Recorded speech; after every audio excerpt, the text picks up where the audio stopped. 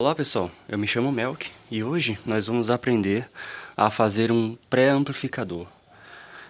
Por que a necessidade de um pré-amplificador? Muitas vezes você tem o seu amplificador ali, certo? Só que ele só responde, digamos, a 1 volt pico a pico, para poder mandar toda a potência dele. E muitas vezes você não tem um sinal com essa amplitude. Então o que é que você tem que fazer?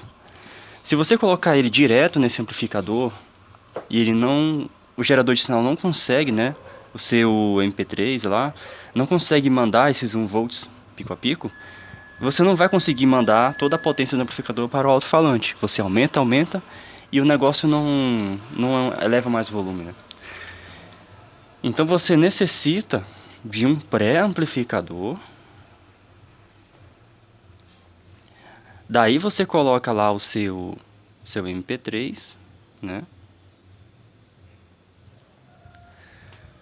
Agora sim, esse pré-amplificador ele tem como função adequar os níveis de sinal, né? No caso você tem aqui 0,1 VPP entrando nele. Esse pré-amplificador deveria ter um ganho, né, igual a 10. Aí sim, eu vou ter um VPP aqui. Com esses 1 VPP, a gente consegue mandar toda a potência para o alto-falante. Então, como que a gente vai fazer um pré-amplificador legal para poder funcionar bem? A forma mais simples que você tem para fazer é o seguinte: você pega, faz uma fonte separada de 12 volts aqui. Você pode fazer com o diodo Zener, que é muito comum. E, enfim, não vamos dar aqui só um apoio, né? Digamos que o seu amplificador ele tenha mais 40 volts. Não é muita coisa, né? Tenha mais 35, normal, né? E aí tem o terra, né? E aí tem menos 35. Você pode simplesmente pegar o terra aqui, ó, jogar no mais 35 em um resistor. Esse resistor vai para um Zener.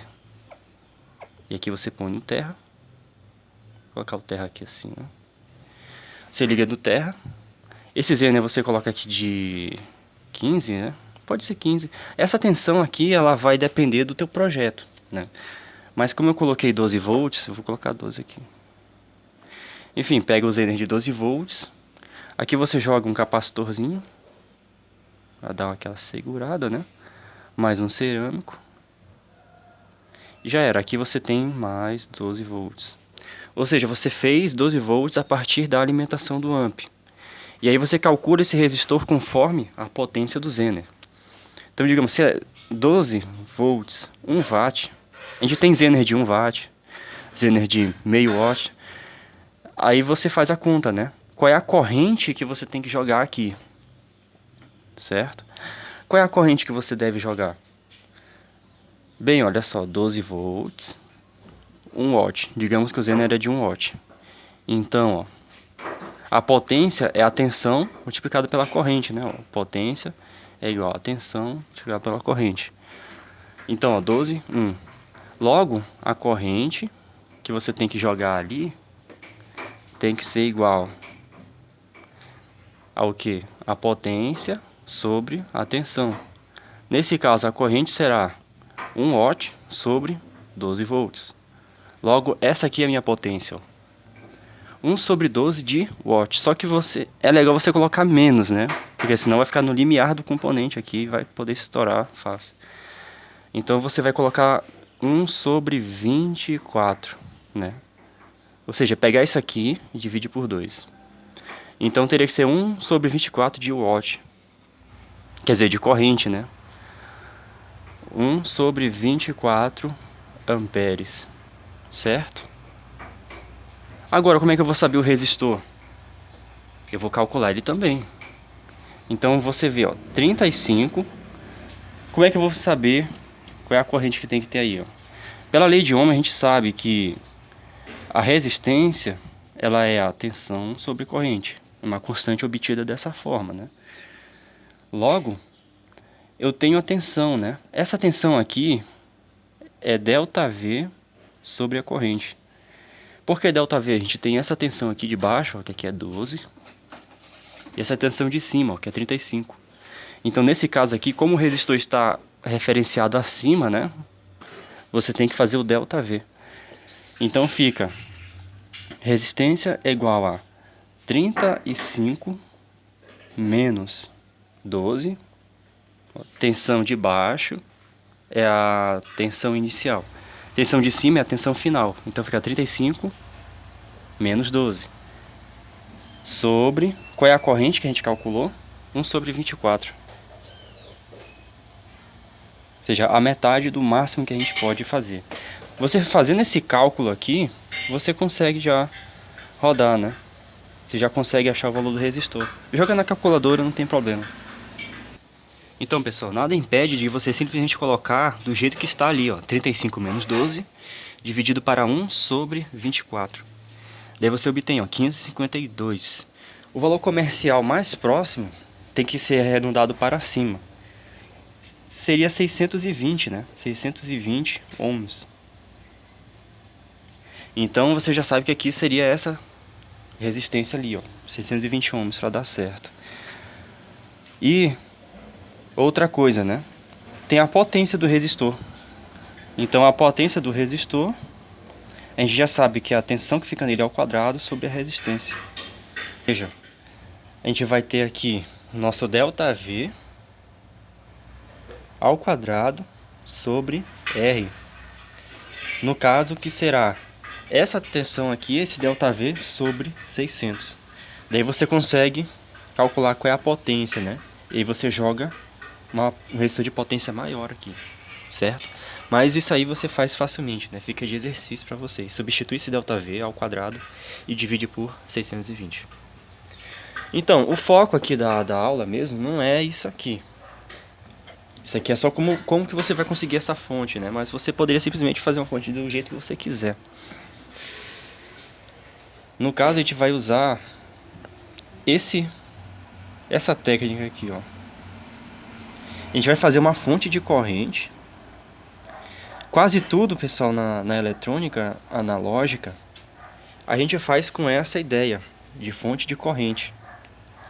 Então a gente vai ter uma fonte de corrente aqui. Quem é que aí se lembra? Você coloca uma tensão na base, ele vai entrar em realimentação negativa, mantendo a tensão de emissor constante. Ora, se eu consigo manter a tensão de emissor constante em cima de um resistor, eu tenho uma tensão constante no resistor. Se eu tenho uma tensão constante, eu mantenho, não importa a variação aqui de tensão de coletor, uma corrente constante aqui. Ou seja, vai ter uma corrente constante de coletor. Então eu vou me inspirar nisso aqui, ó. Eu vou colocar um resistor no coletor e variando a corrente, ó, isso aqui vai ser uma fonte de corrente, ó. Ou seja, esse divisor resistivo, ele vai colocar uma tensão aqui, ó, uma tensão de base.